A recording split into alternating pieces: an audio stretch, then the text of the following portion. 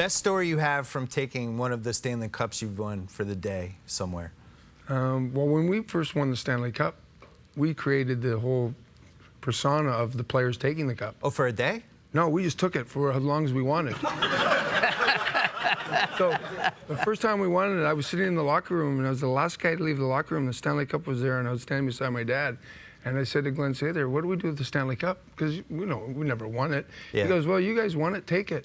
And so we took it everywhere. So we took it to barbecues, we took it to friends' houses, we took it to restaurants, we took it to hospitals. And finally, this guy from the NHL, he should be thanking the Edmonton Oilers. They created this guy. He's going to have a job to follow the cup around. Yeah, That's I had that guy on a podcast once. His whole life is he just guards the cup. Carries the cup. What would you do on your day with the Stanley Cup if you won? Well, I know it'd be an amazing comeback for you at age 48. From all the stories I heard, I definitely would never drink out of it. I would never do that, but I would have a bunch of friends and family. I'd get hammered. I don't know, end up at a Hooters, passed out. I'd probably lose it, probably be in a river. Lose the cup. Yeah, if I you did would it. be the first guy to lose it. Yeah, if you do it right.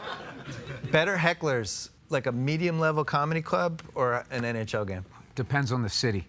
Okay. Depends on the city. Boston The had old some Boston great Garden, ones. you could hear everything. They knew like the names of referees. Yeah. That's like when I was like, wow. I remember what's the guy, Heckle Kerry Frazier, like the whole game. Yeah. And he started at 10 and he never dipped. The whole time was just Frazier, just screaming at him.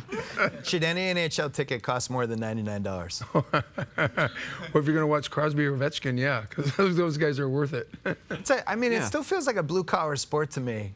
And I think they try to chase the NBA a little bit with the ticket prices, and I wish some of them were lower. Well, why don't you start with the overpriced NBA? Everybody's always picking on hockey. Wayne, are hockey players becoming too fast, too big, and too strong? No, not at all. There's some like 6'8" dudes now. Oh my God, these guys are so fast and they're so big.